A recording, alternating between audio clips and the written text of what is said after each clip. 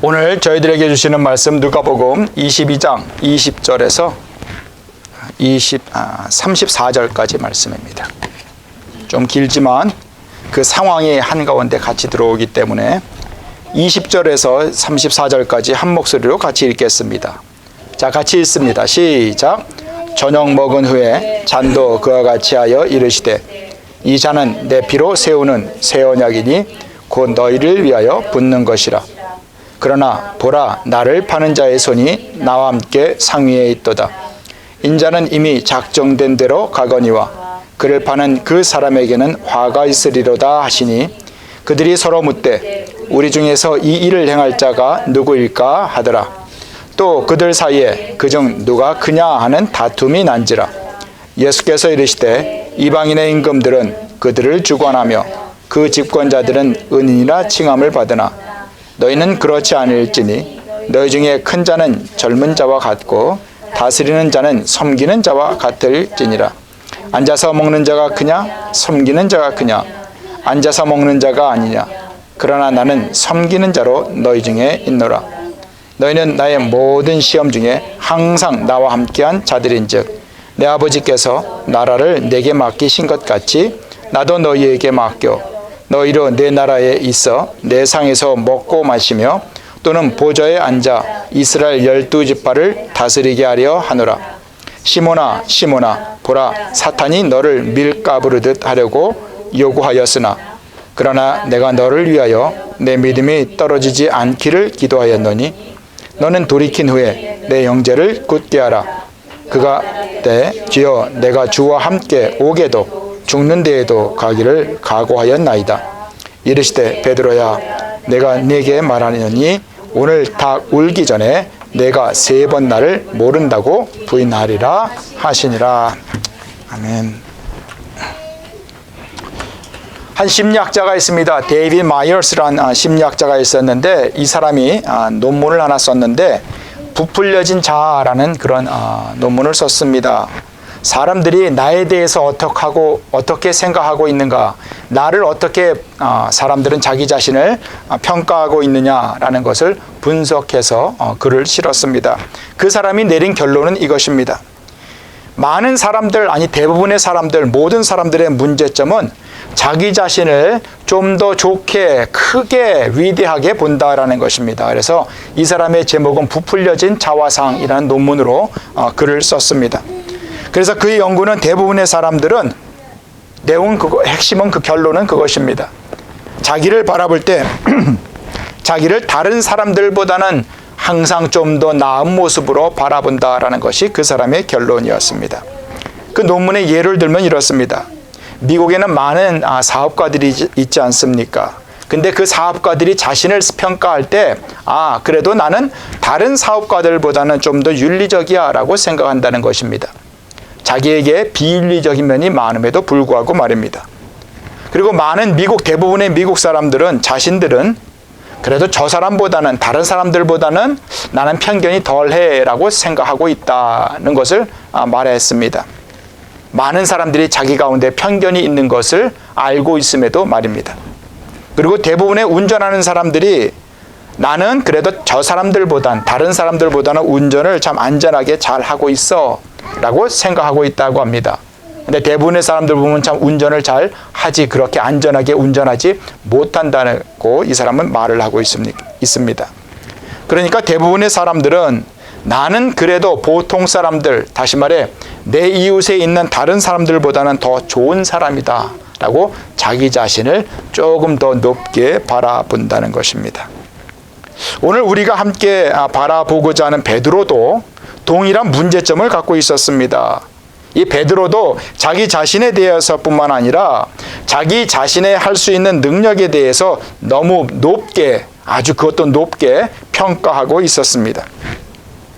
신앙생활을 하는 그리스도인들은 모두가 다 내가 큰 믿음을 갖기를 기대하고 있습니다. 또 그래서 큰 믿음을 주십시오라고 열심히 기도하고 있습니다. 그런데 또 한편으로 이렇게 보면 우리 주위에는 자신의 믿음에 대해서 확신하고 있는 사람들도 또한 많이 있다는 것을 발견하게 됩니다. 이런 사람들의 특징은 자신들의 신앙에 대해서 매우 확고하게 생각하고 있다는 것입니다. 우리는 이런 사람들을 믿음이 아주 좋은 사람, 확실한 사람이다 라고 이렇게 말을 하곤 합니다. 성경 속에 인물들 중에 그런 사람이 있었는데 바로 베드로가 그랬던 사람입니다. 그래서 오늘 우리가 바라보고자 하는 것은 베드로가 자기 자신에 갖고 있었던 자기 자신에 대한 그 허상, 허풍, 자기 자신의 자랑을 통해서 그것이 얼마나 베드로를 실패의 길로 인도했는가 하는 것을 함께 살펴보고자 하는 것입니다. 사실 많은 분들이 여러분들도 다 베드로에 대해서 많이 들어 알고 계실 것입니다. 이 베드로는 사실 큰 인물이었습니다.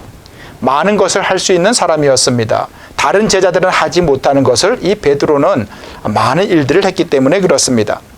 한 번은 예수님께서 물 위를 걸으실 때 다른 제자들은 가만히 있는데 베드로는 물 위로 뛰어들어서 예수님과 함께 걸어보기까지 한 그런 사람이었습니다. 또 한 번은 예수님이 이런 질문을 하셨습니다. 너희들은 나를 누구라고 생각하냐? 라는 그런 질문에 베드로는 아주 멋진 그런 고백을 했던 사람이었습니다. 당신은 그리스도십니다. 그리고 살아계신 하나님의 아들이십니다.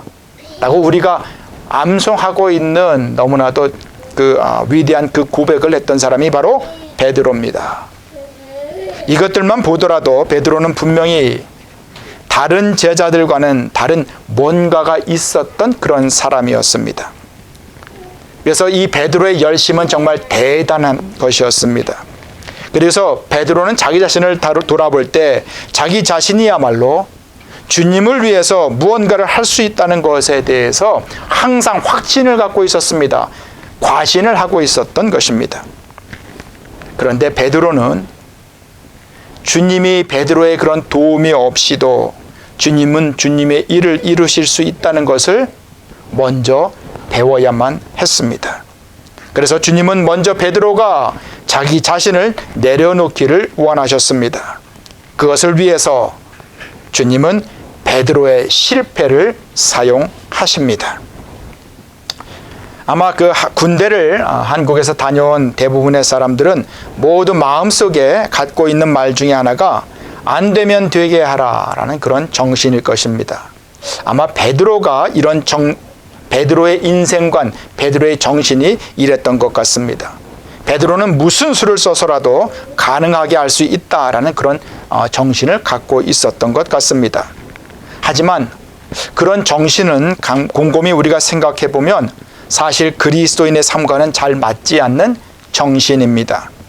우리 그리스도인들의 삶은 내가 무언가 할 수 있다는 신념을 가지고 안 되면 될 때까지 온 힘을 다하는 그런 삶이 아니라 오히려 나의 의지와 능력을 내려놓고 그리고 점점 더 주님을 의지하는 삶을 성경은 저희들에게 가르치고 있기 때문에 그렇습니다. 오늘 본문 속으로 한번 들어가 보기를 원합니다.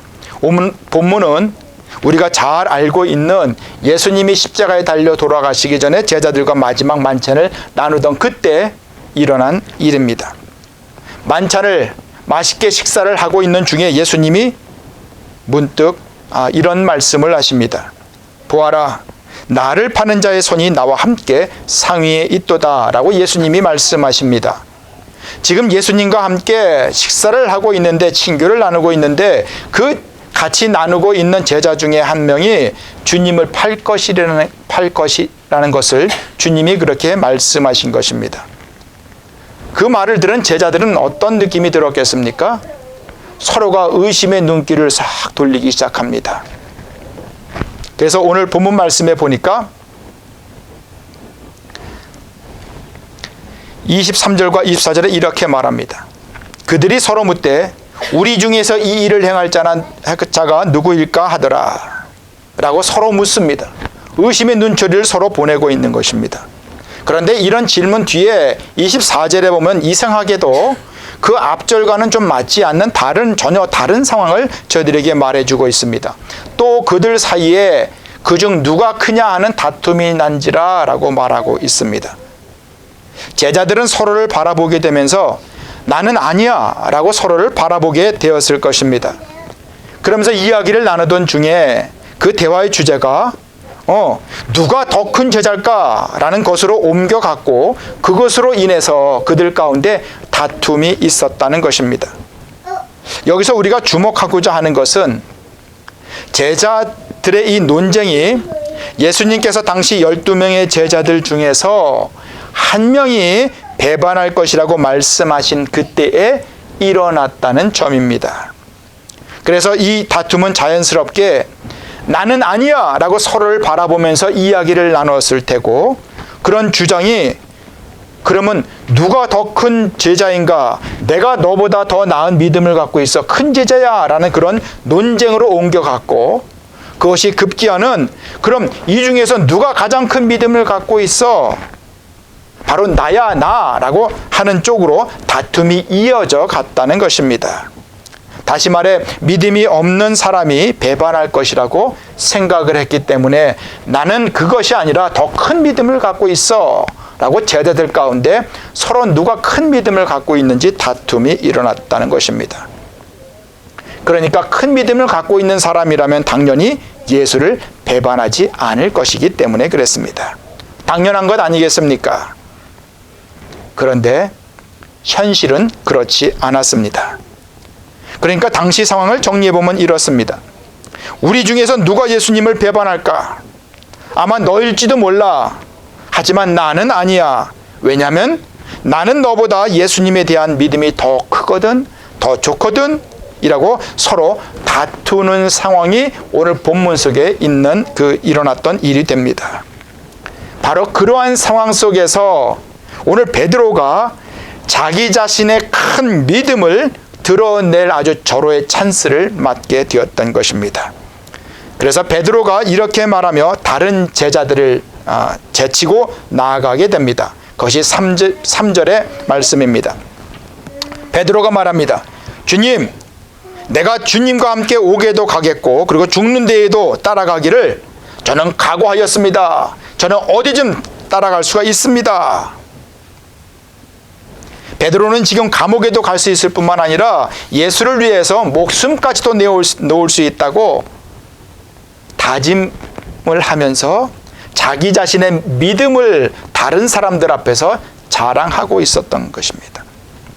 이 말은 베드로는 지금 자기 앞에 어려운 일이 닥쳐오더라도, 어떤 일이 닥치더라도 자기만큼은, 너희들은 못 따라오겠지만 나만큼은 예수를 따르겠다고, 그리고 그만큼 자기 자신은 다른 사람들보다는 더욱 큰 믿음을 갖고 있다고 제자들 앞에서 그리고 주님 앞에서 장담을 하고 있었던 것입니다.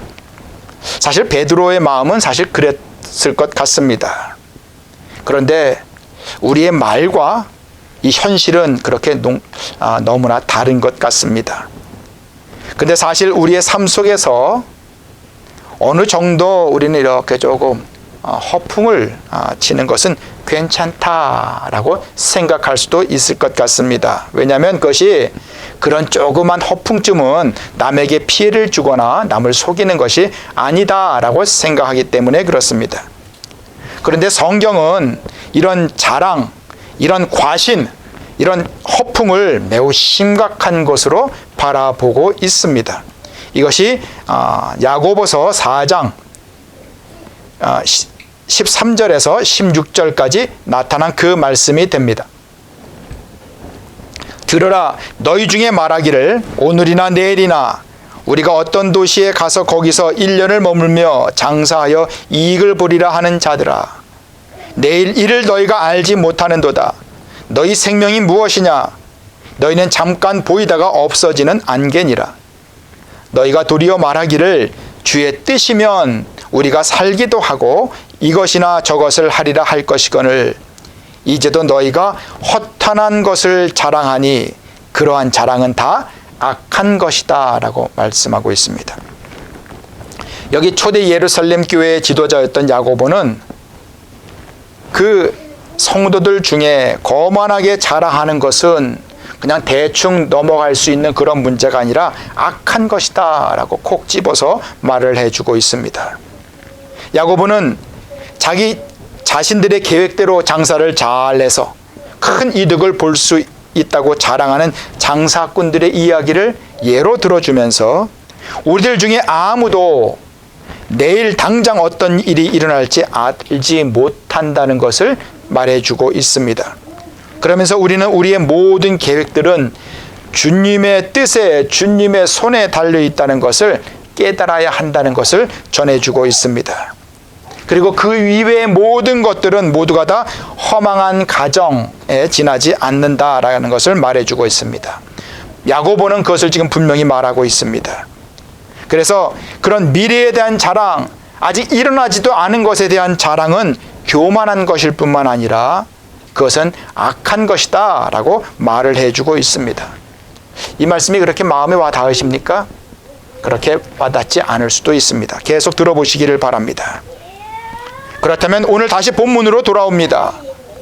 예수님은 지금 그런 베드로의 자랑이 언제까지 갈 것이다 라고 말씀하시냐면, 예수님은 베드로를 향해서 그런 고백을, 장담을 했던, 자랑을 했던 베드로를 향해서 이렇게 말씀하십니다. 34절에 베드로야, 내가 너에게 말하노니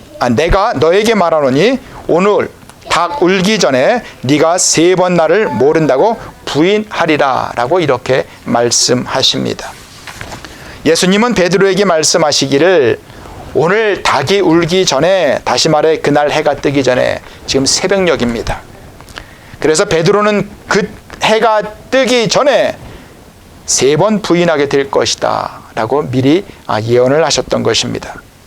한두 번이 아니라 3번씩이나 말입니다. 비록 예수님에 대한 믿음이 베드로에게 있었을지라도 말입니다. 그러고 보면 예수님은 우리의 연약함과 우리의 한계점들을 우리보다 더 잘 알고 계신 분이십니다. 그래서 예수님은 베드로에게 미리 이렇게 말씀하셨습니다. 그것이 오늘 본문 31절과 32절에 있습니다. 시몬아 시몬아, 보라, 사탄이 너를 밀 까부르듯 하려고 요구하였으나 라고 경고하셨습니다. 그러면서 말씀하십니다. 그러나 내가 너를 위하여 내 믿음이 떨어지지 않기를 기도하였노니 너는 돌이킨 후에 내 형제를 굳게 하라, 세워주라 라고 말씀하십니다. 여기서 우리가 눈여겨보고자 하는 것은 예수님은 베드로가 이렇게 밀 까부르듯 하는 일을 당하지 않도록 기도하지 않으셨다는 것입니다.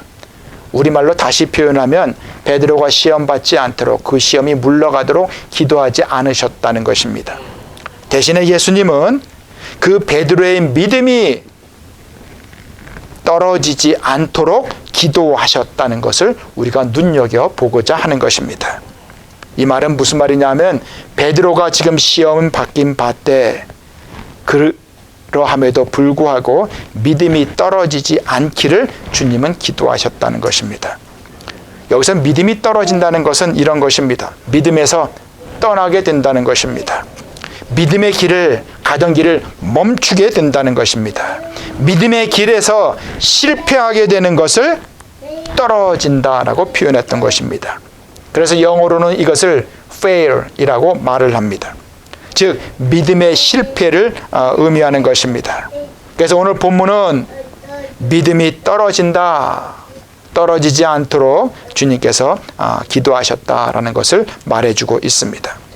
내 믿음을 과대 포장하고 내 믿음을 과신하고 내 믿음에 대해서 자랑하려고 한다면 그것이 내 믿음을 떨어지게 하기 때문에 주님은 베드로의 그 자기 자신의 믿음에 대한 그 자랑, 그 과시에 대해서 예수님은 미리 이렇게 경고를 해 주셨던 것입니다. 그래서 야고보서에서 이런 허탕한 자랑을 악한 것이다 라고 말을 하고 있는 것입니다. 그러면 오늘날 우리가 자랑하고 있는 것들 중에서, 특별히 교회에서 자랑되고 있는 것들 중에서 믿음에서 떨어지고 믿음에서 멀어지고 믿음에서 실패하게 하는 것들이 있다면 어떤 것들이 있을까요? 이렇게 생각하고 있는 중에 인터넷에서 떠돌고 있는 한 동영상을 발견하게 되었습니다. 우리가 같이 보게 되기를 원합니다.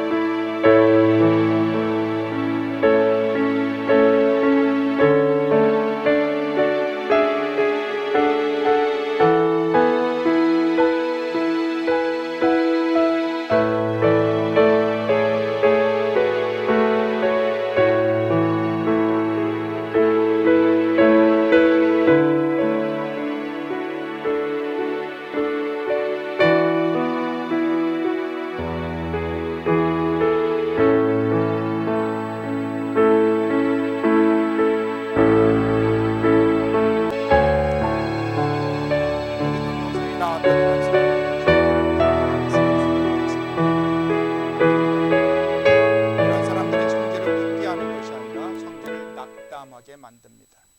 형제의 마음을 상하게 합니다. 시험 들게 만듭니다. 그래서 결국은 형제를 떠나게 합니다. 그래서 성경은 그것이 악한 것이다 라고 말을 하고 있는 것입니다.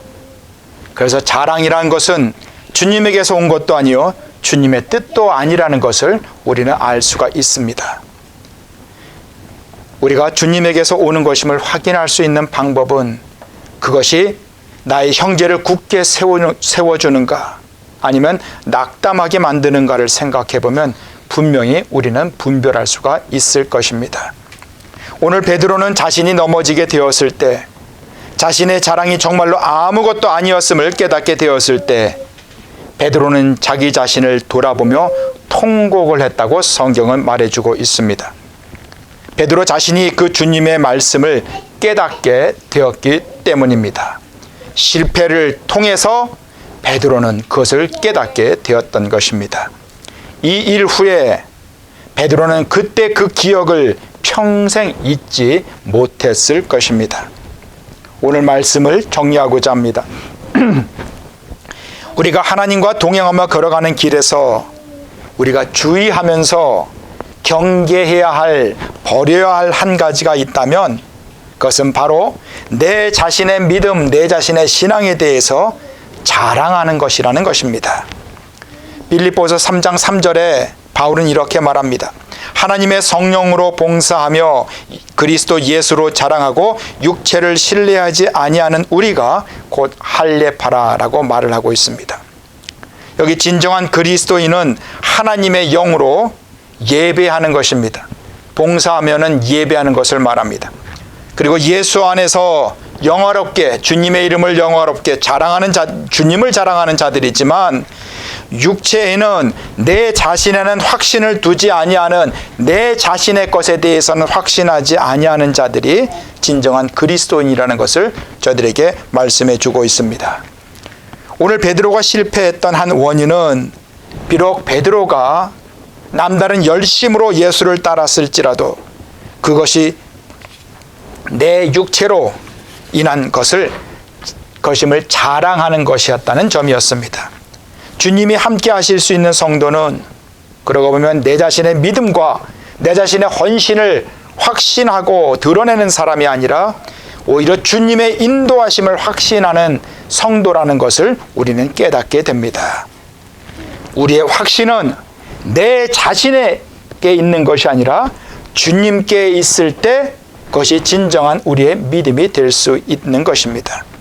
그리고 주님은 그런 사람을 통해서 일을 하십니다. 여기 성경의 큰 인물인 이 베드로도 그의 인생에서 아주 큰 실패를 오늘 경험했습니다. 하지만 베드로에겐 그것이 그 실패가 다 전부가 아니었습니다.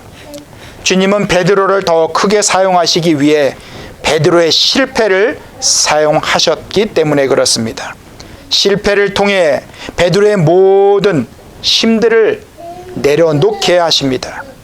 그리고 주님이 이 일 후에 주님을 온전히 따르는 자로 예수님은 초대하십니다. 결국 베드로의 실패는 베드로의 보다 나은 성공을 위한 디딤돌이 될 수가 있었던 것입니다.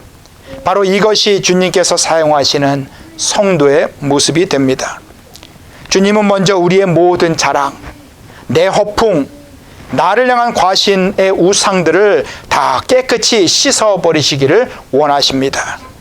그리고 그 빈 마음에 주님이 들어오시기를 원하시는 것입니다. 오늘 베드로처럼 자기 자신의 자랑과 허풍과 그 과신 때문에 실패하는 인생이 아니라 여러분의 깊은 마음 그곳을 주님으로 채우시는 인생이 바로 여러분의 것이 되기를 축복합니다. 그런 주님의 능력으로 하나님의 나라를 섬기고 하나님의 나라를 살아가는, 하나님의 나라를 우리 주위의 성도들을 통하여서 세워가는 그런 귀하고 복된 주님의 자녀들이 되시기를 진심으로 축원드립니다.